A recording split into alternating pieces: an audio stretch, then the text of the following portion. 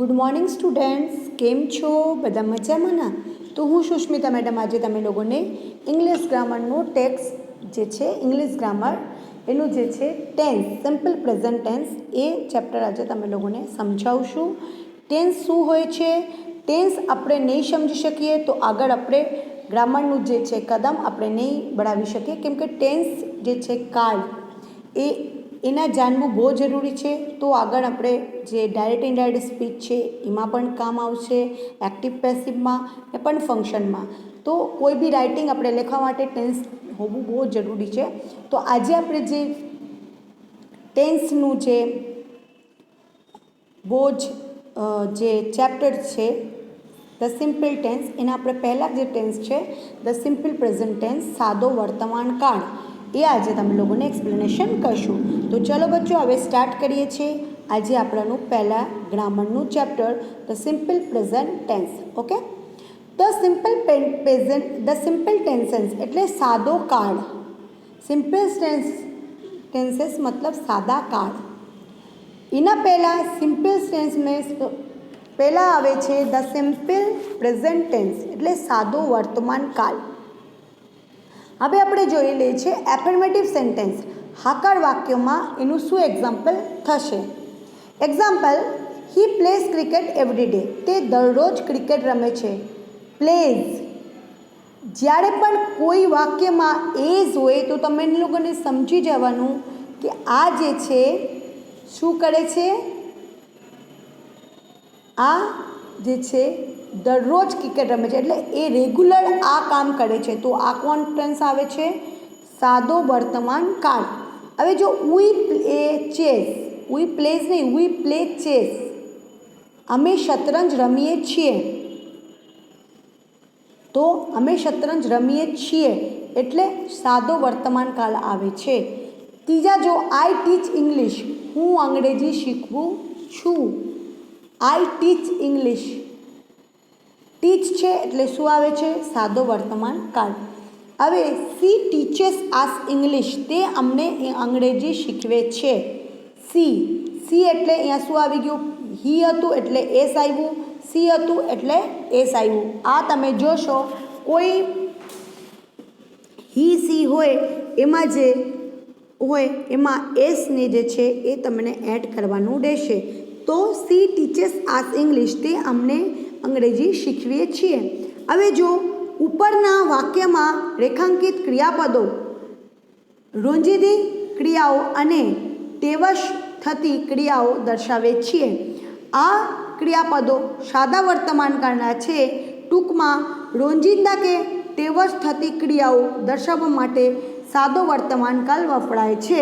સમજી ગયા? આ શેના માટે વપરાય છે કે સાદો વર્તમાન કાળ? કેમ કે રોજ જે કાર્યક્રમ આપણે કરીએ છીએ, રેગ્યુલર જે એક્ટિવિટી છે એના માટે આપણે સાદા વર્તમાન કાળ ઉપર જે એક્ઝામ્પલ છે એના માટે દર્શાવીએ છીએ.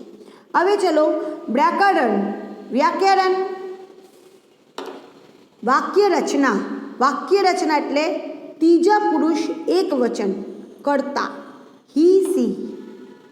એના હું તમને પહેલાં જ કીધું કે એમાં એસ ઈએસ એ એડ કરવાનું રહેશે. જ્યારે ત્રીજા પુરુષ એક વચનના કર્તા હોય એના સાથે એસ કે ઈએસ લાગેલું ક્રિયાપદનું મૂળ રૂપ પ્લસ બાકીના શબ્દો જે છે એ એડ કરવાનું રહેશે. જેમ કે હી છે, હી એટલે ત્રીજા પુરુષ એક વચનમાં એટલે પ્લેઝ આવે. હી પ્લેઝ ક્રિકેટ એટલે બાકીના જે શબ્દો છે એ ના એસ કે ઈએસ જે છે એ લાગેલું ક્રિયાપદનું મૂળ રૂપ છે. હવે સી છે એટલે એમાં ઈએસ એડ કરવાનું આવશે. જો ટીચ છે, ઈએસ, કેમ કે આ ત્રીજા પુરુષ એક વચનનો કર્તા છે. એવરી ડે આસ ઇંગ્લિશ એટલે દરરોજ એ આપણે અંગ્રેજી શીખવીએ છીએ. રેડી? હવે જો ત્રીજા પુરુષ એક વચન સિવાયનું કર્તા, ત્રીજા પુરુષ એક વચન સિવાયનું જે કર્તા હોય છે એટલે આઈ વી યુ. ક્રિયાપદનું મૂળ રૂપમાં શું આવે? એમાં એસ કા ઈએસ તમે પ્લસ કરવાનું, એડ કરવાનું નથી. ખાલી વી પ્લે ચેસ, આઈ ટીચ ઇંગ્લિશ. ખાલી ત્રીજા પુરુષ એક વચન હોય તેનું જ હીસી આવે. ત્રીજા પુરુષ એક વચનનું સિવાયનું કંઈમાં ઈએસ ને એસનું એડ કરવાનું નો થાય। સમજી ગયા? હવે સાદો વર્તમાન કાળનું જે છે રોજિંદી ક્રિયા કે ટેવ સાચત્યો કે ગણિત વિજ્ઞાનમાં જે સિદ્ધાંતો છે કહેવતો વગેરેનો તે ક્રિયામાંનો સ્થાયી ભાવ રજૂ કરે છે। જેમ કે એક્ઝામ્પલ છે ચંદ્રિકા લિવ્સ ઇન ગોવા। ચંદ્રિકા એ છે એ ત્રીજા પુરુષને એકવચનનો જે છે એ કર્તા છે, એટલે ચંદ્રિકા કર્તા છે એટલે શું આવે છે? એસ। લીવ એમાં એસ જે છે એ એડ કરવાનું આવે છે। ચંદ્રિકા લિવ્સ ઇન ગોવા, ચંદ્રિકા ગોવામાં રહે છે। સ્થાયી નિવાસ એટલે એ અહીંયા જ રહે છે, એટલે એના જે એક પ્લેસ હોય છે, પ્રોમિનન્ટ પ્લેસ હોય છે એ કહેવાય છે। હવે જો the sun set in the west, સૂર્ય પશ્ચિમમાં આથમે છે, એટલે સાક્ષાત સત્ય છે, એ આપણે નકાર શકતા નથી, કેમ કે સૂરજ જે છે એ પશ્ચિમમાં જ આથમે છે, એટલે આપણે શું એમાં આવે છે? The sun sets in the west. હવે જો the speaks French well, she speaks French well, S she છે એટલે તે ફ્રેન્ચ સરસ બોલે છે, તે ફ્રેન્ચ સરસ બોલે છે। બોલનારનું ભાષા પરનું પ્રવૃત્તિઓ, જે બોલનાર છે એના ભાષા છે એના પરનું જે પ્રવૃત્તિઓ છે એ। હવે જો નીચે ટુ પ્લે ક્રિયાપદ વર્તમાન કાળમાં ત્રણેય પુરુષો સાથે એકવચન અને બહુવચનના કેવી રીતે વપરાય તેનું દૃષ્ટાંત આવ્યું છે, તેનું અભ્યાસ કરો। હવે જો નીચે જો છે ટુ પ્લે વર્તમાન કાળના ત્રણેય પુરુષ સાથે એકવચન અને બહુવચન કેવી રીતે વપરાય એનું દૃષ્ટાંત આપ્યું છે, તેને આપણે જે છે આજે પ્રેક્ટિસ કરીએ। પહેલા પુરુષ આઈ પ્લે, હું રમું છું એકવચનમાં। વી પ્લે, અમે રમીએ છીએ બહુવચનમાં। આઈ પ્લે, હું રમ્યું છું।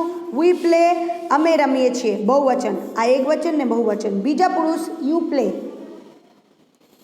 તું રમે છે બહુવચનમાં। યુ પ્લે, યુ ના યુ જ થાય બહુવચનમાં, તમને ખબર હોય તો। સિંગ્યુલરમાં પણ એવું થાય ને પ્લુરલમાં પણ એવું થાય, મતલબ એકવચનમાં પણ એવું થાય ને બહુવચનમાં પણ એવું થાય। તમે રમો છો। ત્રીજા પુરુષ હી સી ઇટ પ્લેસ, તે રમે છે। હી સી ઇટ હોય એમાં તમને ખબર છે કે એસ આપણે ઉમેરવાનું છે, એટલે એસ તે રમે છે। હવે બહુવચનમાં દે પ્લે, તેઓ રમે છે। દે એટલે પ્લે, તેઓ રમે છે। હવે જો અમે લોક જે છે દરેક વાક્યમાં ક્રિયાપદનું મૂળ રૂપ વપરાય છે, એ તમે લોક જોયું કે દરેક વાક્યમાં ક્રિયાપદનું મૂળ રૂપ વપરાયું છે, એટલે ત્રીજા પુરુષ જે છે એક વચનમાં ક્રિયાપદને પ્રત્યય લાગે છે। ત્રીજા પુરુષ જે છે એક વચનના જ ક્રિયાપદને એસ પ્રત્યય જ લાગે છે। ત્રીજા પુરુષ એક વચનમાં ક્રિયાપદને અંતે એસએસ, એસએચ, સીએચ, એક્સ કે ઓ આવેલા હોય તો એમાં યસ પ્રત્યય લાગે છે। હમણાં પહેલાં જ જે છે એ બારેમાં ડિસ્કસ કરી લીધું છે કે આ પણ આવું છેલ્લોમાં SS, SH, TH, X and O હોય તો એમાં ઈએસ ને ત્રીજા પુરુષ એક વચનના જ ક્રિયાપદ હોય એમાં એસ પ્રત્યય લાગે છે। રેડી? હવે પાસ, આમાં જો એક્ઝામ્પલ આપ્યું છે પીએ ડબલ એસ, તો ડબલ એસ આવ્યા એટલે પાસેસ, ઈએસ એને ઉમેરવાનું, એમાં આડે એને જે છે જોડાવાનું। પછી ટીચ, TEACH, CH આવ્યા છેલ્લામાં એટલે ટીચેસ, ES। ગો, ઓ આવ્યા એટલે ES, goes. DO, do, DOES, does. WASH, વસ એટલે ES, SH આવ્યો એટલે ES, વસેસ। FIX, ફિક્સ, એક્સ આવ્યો એટલે EX। સમજી ગયા? હવે શેમાં આપણે ઉમેરવાનું છે એ આપણે જોઈ લીધું છે, આ ધ્યાનમાં રાખવાનું જરૂરી છે, તમે લોકો ધ્યાન રાખજો ને લર્ન કરજો। એ જ રીતે ક્રિયાપદને અંતે વ્યંજન પ્લસ વાય આવેલો હોય તો એના સ્થાને આઈસ પ્રત્યય જોડવો। એ જ રીતે જે ક્રિયાપદને અંતે વ્યંજન હોય એમ કે કન્સોનન્ટ હોય વર્ડમાં એના પહેલાં જે છે વાય, તમે લોકો ખબર છે કે વાયના સ્થાને આઈએસ પ્રત્યય જોડવો, જેમાં પ્લસ આઈ આવે વ્યંજનમાં ને જે વાય સ્થાને આઈએસ પ્રત્યય જોડવો। જેમ કે TRY ટ્રાય, એમાં TRIES ટ્રાઇસ। CRY cry, CRIS cries. FLY fly, FLIS flies. પણ સ્વર પ્લસ વાય હોય તો વાય સાથે જોડવો પ્લસ, જેમ કે વોયલ પ્લસ વાય હોય તો એની હારે વયલ યાની સ્વર, વ્યંજન યાની કોન્સોનન્ટ હોય તો વાય સાથે એસ જ જોડવો. જેમ કે play, play plays, buy buys. Ready? હવે જે છે આપણે નેગેટિવ સેન્ટેન્સ નાકાર વાક્ય, આટલા સુધી આપણે હાકાર વાક્ય એફર્મેટિવ સેન્ટેન્સ જોતા હતા. હવે આપણે નેગેટિવ સેન્ટેન્સ એટલે નાકાર વાક્ય જોઈ લઈશું. એમાં જે સિમ્પલ પ્રેઝન્ટ ટેન્સ છે એના કેવી રીતે એક્ઝામ્પલ્સ અને એની રૂલ શું હોય છે. ફર્સ્ટ એક્ઝામ્પલ જો, Rahul brings vegetables every day. Rahul દરરોજ શાકભાજી લાવે છે એટલે બ્રિંગ્સ. હોકર સેલ ફ્રૂટ્સ, ફેરી આવે ફળ વેચે છે.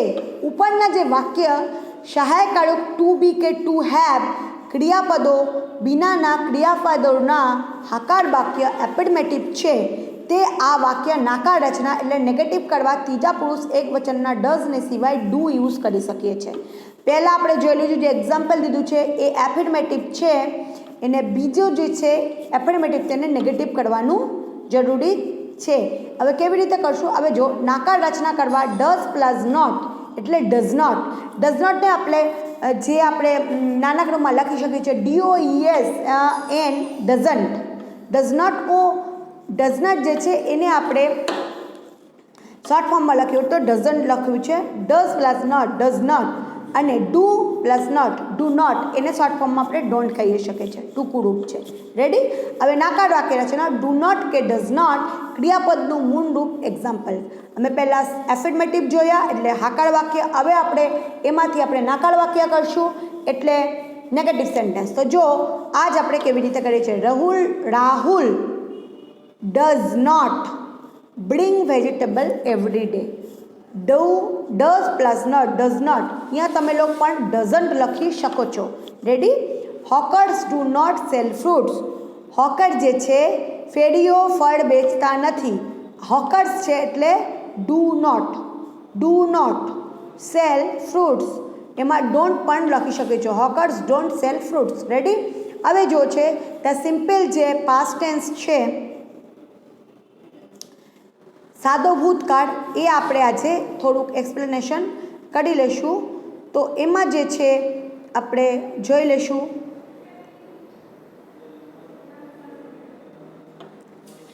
કે તે એક્ઝામ્પલ્સ હી હેલ્પ્સ હિઝ ફ્રેન્ડ્સ, તે તેનો મિત્રને મદદ કરે છે.